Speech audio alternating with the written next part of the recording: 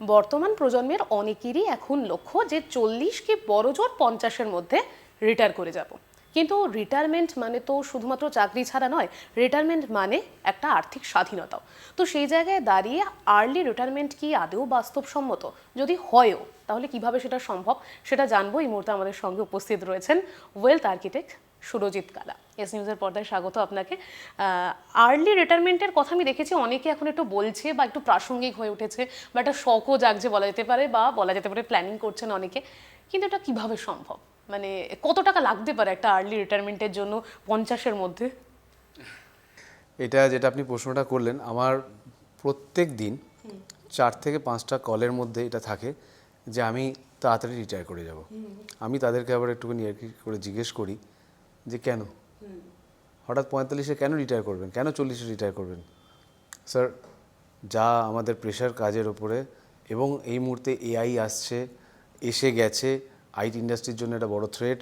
তো এইগুলো কিন্তু হচ্ছে এবং প্রচণ্ড তারা মানে ভয় পেয়েই রয়েছে যে আমি কি আদৌ 55-60 অবধি কাজ করতে পারবো কি না। এবার প্রশ্নটা হচ্ছে যে সে যখন প্রশ্ন করছেন তাহলে আমাকে আনসারও করতে হবে সেই ভেবে যে আপনার কি সেই ক্যাপাসিটি রয়েছে যে আজকে থেকে সেই টাকাটা জমাবার, যে আপনাকে একটা সময়ের পরে রিটায়ার করতে হবে। তখন আমি বলি যে রিয়ালিটি চেক করে চলুন। কীভাবে রিয়ালিটি চেক করব? আজকের দিনে তিনি একটা খরচ তৈরি করেছেন তার নিজের জীবনে। লেটস সে তার এজ হচ্ছে 25 to 30 ইয়ার্স। ফর এক্সাম্পল, তার বিয়ে হয়ে গেছে, তার একটি সন্তান রয়েছে, তাহলে তার একটা খরচ আছে স্ট্যান্ডার্ড কস্ট। যদি কলকাতা শহরে থাকে বা কলকাতা শহরের বাইরে থাকে, কলকাতা থাকলে 30 থেকে 35 হাজার টাকা, কলকাতা বাইরে থাকলে পরে হয়তো 20 থেকে 25 হাজার টাকা। সো এবার 30 বছরের সেই ব্যক্তি চাইছেন 45-এ রিটায়ার করতেন, তার মানে আজ থেকে 15 বছর পর। সো এই 30,000টা বাই 25,000টা 15 বছর পর ভারতবর্ষের যে মুদ্রাস্ফীতি বা ইনফ্লেশন, সেটাকে কনসিডার করলে পরে এই খরচটা মোটামুটি ওই 2.5 গুণের কাছাকাছি পৌঁছায়। তার মানে অলমোস্ট 60,000-এর কাছে গিয়ে পৌঁছায় বা 70,000-এর কাছে গিয়ে পৌঁছাবে। ইফ ইট ইজ 70,000 মান্থলি, তাহলে এই টাকাটা যদি তাকে পেতে হয় তাহলে তাকে একটা কর্পাস বিল্ড করতে হবে বা একটা ফান্ড ক্রিয়েট করতে হবে, যেই ফান্ডটা তিনি 45 বছর বয়সে গিয়ে ব্যাংক বা পোস্ট অফিস অথবা এই মুহূর্তের খুব আধুনিক একটা ইনস্ট্রুমেন্ট, সেটা হচ্ছে SWP, এই ধরনের ইনস্ট্রুমেন্ট যদি রাখে, তাহলে আমি যদি অ্যাজিউম করি 6% একটা রিটার্ন পেতে পারেন আপনি। অ্যাজিউম করছি, কারণ ব্যাংক রেট অফ ইন্টারেস্ট অথবা এত দেবেও না। SWPর মতন ইনস্ট্রুমেন্টই যদি যাই, তাহলে 6% হিসাবে আমার এই 70,000 টাকা প্রতি মাসে পেতে গেলে কত টাকা লাগবে? অলমোস্ট 1,40,00,000 টাকা। আচ্ছা, মানে আজ থেকে ওই 15 বছর কি 20 বছর পরে 1,40,00,000 টাকা 6% হবে হচ্ছে অলমোস্ট 8,40,000 রুপিস ইয়ারলি রিটার্ন। সেইটাকে যদি আমরা 12 দিয়ে ডিভাইড করি, তাহলে আবারও সেই 70,000 টাকা। তাহলে এই 1,40,00,000 টাকার গোল আমি অ্যাচিভ করতে গেলে পরে আমার 15 বছরে যে টাকাটা পে করতে হবে, সেই টাকাটা পে করার আমার কাছে এই মুহূর্তে ক্যাপাসিটি আছে কিনা। এইটা গেল হচ্ছে লক্ষ্য। এই লক্ষ্যকে অ্যাচিভ করার জন্য দরকার হচ্ছে ইনস্ট্রুমেন্ট। কোন ইনস্ট্রুমেন্ট আমি সিলেক্ট করব? আমি ভোলাটাইল ইনস্ট্রুমেন্টে যাব লাইক মিউচুয়াল ফান্ড, নাকি আমি গ্যারেন্টিড ইনস্ট্রুমেন্টে যাব, পোস্ট অফিস, PPF বা লাইফ ইন্স্যুরেন্সের যে কনভেনশনাল প্রোডাক্টগুলো রয়েছে। তো সেইটা ঠিক করতে হবে হচ্ছে তার রিস্ক অ্যাপেটাইটের উপরে, যে সে কতখানি রিস্ক নিতে পারে। তো এইটা কখনোই না র্যান্ডামলি বলা উচিত না, বাট আমি আপনাকে জাস্ট একটা বেসিক রুলস আমি আপনাকে বোঝানোর চেষ্টা করলাম। যদি এটা সে পারে করতে, তাহলে সে রিটায়ার করতে পারে। আচ্ছা, তার মানে কি এটা দাঁড়ালো যে খুব যত তাড়াতাড়ি সম্ভব এই প্ল্যানিংটা যদি করা যায়, তত তাড়াতাড়ি বা তত সহজ হবে বিষয়টা প্ল্যানিং করা? একদম ঠিক বলছেন। দেখুন, পেনশন শব্দটার সঙ্গে কিন্তু খুব বেশি মানুষ আজকের দিনে অ্যাকাস্টম নয়। তারা বলছেন পেনশন আবার কেন? আচ্ছা ঠিক আছে, পেনশন নয়, প্যাসিভ ইনকাম চলবে। হ্যাঁ, মানে আপনি কাজ করবেন আর একটা প্যাসিভ ইনকাম জেনারেট করবেন। তো প্যাসিভ ইনকাম জেনারেট করার জন্য এই ফিগারটা হলো। কারণ আজকে থেকে 5 বছর পর যখন আপনাকেই আবার জিজ্ঞেস করা হবে 30,000 হচ্ছে, তো বলবেন না, আমার খরচ বেড়ে গেছে।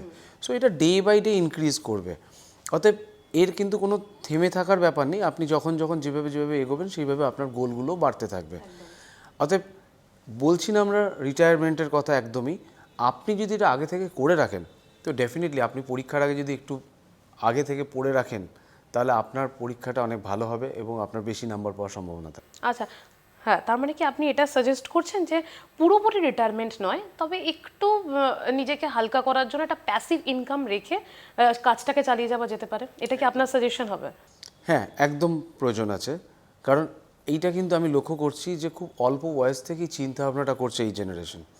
আমার কাছে 25-24 বছর 26 বছরের বহু ছেলেমেয়েরা রয়েছে যারা কিন্তু আমার থেকে সাজেশন নিচ্ছেন এবং তারা চাইছেন যে এরকম 45-50-এ কি রিটায়ার করতে। এবার কেউ যদি এটা 40-এ কীভাবে রিটায়ার করবেন 60-এ, তাহলে তার কাছেও 20 বছর। আর যে 25-এর যে ছেলেটি বা মেয়েটি সে চাইছে 45-এ রিটায়ার করতে, তার কাছেও 20 বছর। সে কিন্তু 60 বছরের আগেই মানে 15 বছর অ্যাডভান্স ও প্যাসিভ ইনকাম জেনারেট করে ফেলছে। এবার এইটা যদি থাকে তার কাছে, তার বডি ল্যাঙ্গুয়েজ, তার শক্তিটাই আলাদা হবে ফাইন্যান্সিয়ালি। তখন সে কোনো কাজ করতে পারে, না করতে পারে, চাকরি ছেড়ে কোনো নিজের ব্যবসা করতে পারে। অতএব সেই শক্তিটা কিন্তু তার মধ্যে তৈরি হবে, সেটা কিন্তু শিওর। অতএব আগে থেকে যদি মনে করে রিটায়ার করবে, করতেই পারে।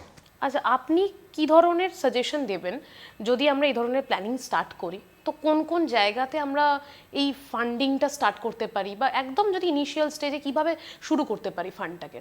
দেখুন, এটা না ফাইন্যান্সিয়াল পিরামিডটাকে আপনাকে আবার ভিজুয়ালাইজ করতে হবে।